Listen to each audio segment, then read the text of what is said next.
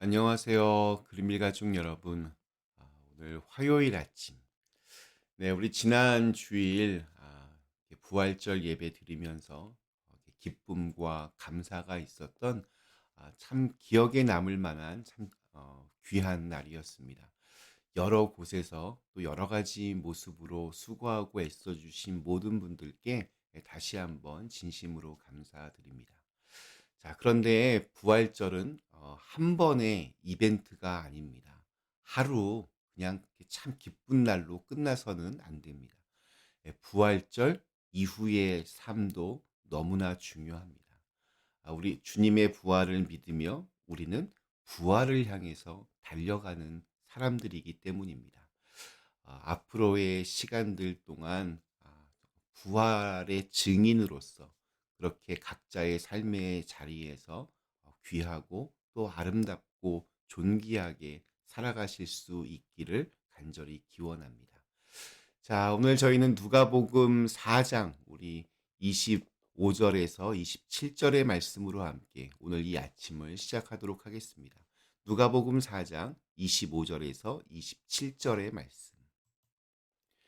내가 참으로 너희에게 이르노니 엘리야 시대에 하늘이 3년 6개월간 닫히어 온 땅에 큰 흉년이 들었을 때에 이스라엘에 많은 과부가 있었으되 엘리야가 그중 한 사람에게도 보내심을 받지 않고 오직 시돈 땅에 있는 사렙다의 한 과부에게 뿐이었으며 또 선지자 엘리사 때에 이스라엘에 많은 나병 환자가 있었으되 그 중에 한 사람도 깨끗함을 얻지 못하고 오직 수리야 사람 나만 뿐이었느니라.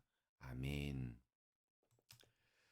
자, 우리 예수님의 말씀을 들으며 요셉의 아들이 아니냐 하며 이렇게 비아냥거리던 회당에 있던 나사렛 사람들을 향해서 예수님의 이 돌직구가 시전이 됩니다. 우리 성경의 말씀은 먼 옛날 이야기입니다. 지금으로부터 2000년 전. 한국 역사로 따지면 고구려 백제 신라가 막 시작되던 삼국시대, 그때가 지금 이 예수님의 시대적인 배경입니다. 자, 그런데 그 이야기가 그때만의 이야기가 되면 그저 옛날 이야기로 끝나겠지만 오늘 나에게 주시는 말씀으로 받아들이면 그것은 오늘 나에게 주시는 말씀으로 그렇게 변합니다. 그리고 그 말씀이 놀랍게도 오늘의 나를 서서히 변화시켜 줍니다.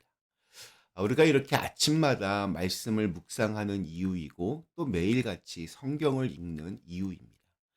자, 그런 의미에서 지금 예수님은 이 회당에 앉아 있는 나사렛 사람들뿐만이 아니라 바로 오늘 나에게 말씀하고 계시는지도 모릅니다. 그리스도인으로서 예수님과 함께 새로운 삶을 살기 위해서는 먼저 선입견과 편견을 버리고 시기와 질투를 내려놓으라고 그렇게 말입니다. 주님의 임재를 방해하는 나의 고정관념을 내려놓고 내 안에서 일하시는 주님을 방해하는 내 아집과 고집을 깨뜨릴 수 있어야 합니다. 자, 오늘 읽은 말씀에서 예수님은 요셉의 아들이 아니냐, 얼마 전까지 아버지를 도와서 목수일을 하던 바로 그 예수라고 하는 그 선입견에 사로잡혀서 말씀을 이렇게 전혀 받아들일 마음이 없었던 나사렛 사람들에게 구약에 나오는 위대한 선지자들의 이야기를 들려주십니다. 하나는 엘리야의 이야기고 다른 하나는 엘리사의 이야기입니다. 엘리야와 엘리사, 사제지간으로 구약을 대표하는 위대한 능력의 선지자들이었습니다. 그들이 행한 기적 이야기들 아주 많이 있지만 그 중에서 열왕기상 17장에 나오는 이 사르밧 여인의 이야기와 또 열왕기하 5장에 나오는 나아만 장군의 이야기를 예수님이 하나의 실예로 말씀하십니다. 두 이야기 모두 우리가 잘 알고 있는 아주 유명한 내용입니다. 자, 먼저 때는 아합 왕 시절로 거슬러 올라갑니다. 아합은 북이스라엘의 왕으로 북이스라엘 왕 대부분이 악한 왕으로 기록되어 있지만 특별히 이 아합은 그중에서도 가장 악한 왕으로 그렇게 평가를 받습니다. 그래서 하나님은 엘리야를 통해서 가뭄을 선포하셨습니다. 3년 6 개월 동안 비가 내리지 않았습니다. 이로 인해서 아합은 엘리야를 죽이려고 했습니다. 가까스로 피신한 엘리야는 하나님의 영에 이끌려서 사르밧 과부의 집에서 끼니를 해결하게 되었는데 하필이면 그 집이 아주 찢어지게 가난한 과부의 집이었습니다. 사르밧, 사렙다 같은 지명입니다. 사렙다의 옛 이름이 바로 사르밧입니다.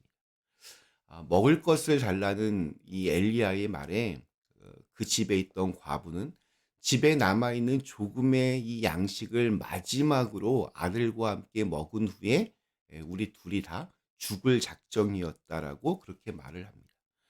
그런데도 엘리야는 그것을 나에게 달라라고 그렇게 말합니다.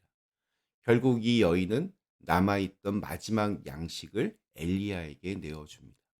그리고 놀라운 축복을 경험합니다. 이 과부는 양식이 끊이지 않는 축복을 받습니다. 신기하게도 통 안에 있는 가루가 다하지 않고 병의 기름도 떨어지지를 않았습니다. 나아만 장군의 이야기도 유명한 기적 이야기입니다. 수리아, 오늘날 이 시리아의 이 장군이었던 나아만이 피부병에 걸려서 엘리사를 찾아왔습니다. 그런데 엘리사는 집에 찾아온 그를 아주 야박하게 문전박대하면서 그에게 요단강 물에 들어가 7번 몸을 씻으라는 말만 합니다. 처음에는 이 터무니없는 이 명령에 나아만이 화를 내고 돌아가려고 했지만 참모들의 조언을 받아들여서 속는 셈치고 엘리사의 말에 순종합니다. 그리고 병이 낫는 기적을 경험합니다. 이 두 이야기에는 두 가지의 공통점이 있습니다. 하나는 주인공인 이 사르밧 과부와 나아만이 모두 이방인이라는 것이고, 또 다른 하나는 모두 순종하여서 복을 받았다는 것입니다. 예수님은 지금 나사렛 사람들 또한 이스라엘 사람들에게 아주 강력한 경고를 하고 계시는 겁니다. 그것은 이런 겁니다. 유대인이라고 하나님의 복을 받는 것이 아니다. 순종하는 자라야 하나님의 자녀다. 이것은 오늘 우리들에게도 마찬가지의 말씀입니다. 그리스도인이라고, 교회를 다닌다고, 그런다고 하나님의 자녀가 되고 하나님의 복을 받는 것이 아니다. 그 말씀에 순종하며 자기를 쳐서 복종케 하는 자라야 하나님 자녀의 권세를 누리는 것이다. 이렇게 말씀하고 계시는 겁니다. 예수님의 말씀은 아무리 이스라엘 사람들이라도 나사렛 사람들까지 포함해서 예수님을 거부하면 구원에서 이렇게 배제될 수 있다는 것을 암시하고 있습니다. 비록 이방인이어도 말씀을 듣고 말씀에 순종한 사람들은 복을 받았습니다. 자, 그러나 말씀이 선포되는 자리에 있지만 하나님의 선택받은 민족이라는 자부심으로, 그리고 어릴 적부터 봐온 예수가 감히 나를 가르치려고 한다는 생각에 말씀을 들을 마음이 전혀 없는 나사렛 사람들, 당연히 그들은 예수님을 메시아로 받아들일 마음도 없었고 말씀에 순종할 자세도 없었습니다. 그래서 그들은 스스로 구원의 길에서 멀어졌습니다. 구원을 받기 위해서 꼭 이스라엘 사람이 될 필요가 없습니다. 혈통도, 가문도, 성격도, 기호도, 그리고 과거의 모습까지도 구원받는 데 방해가 될 수 없습니다. 누구든지 자기가 죄인임을 인정하고 예수님을 구세주로 믿고 받아들이면 그때부터 하나님의 자녀가 될 수 있습니다. 하나님의 말씀에 순종하는 사람만이 복을 받습니다. 예수님을 구세주로 영접하는 자만이 하나님의 자녀가 될 수 있습니다. 오늘 우리에게 주신 하루, 나의 힘이 되시는 우리 주님을 믿고 감사와 기쁨으로 하나님의 자녀로 살아갈 수 있는 그런 권세를 누릴 수 있는 그런 귀한 날이 되시기를 간절히 기원합니다. 우리 잠시 함께 기도하겠습니다. 거룩하신 하나님, 하나님의 자녀로서 부끄럽지 않게 살게 하시고 또 하나님의 말씀에 늘 순종하는 하나님의 자녀가 되게 하여 주시옵소서. 예수님의 이름으로 간절히 기도드리옵나이다. 아멘.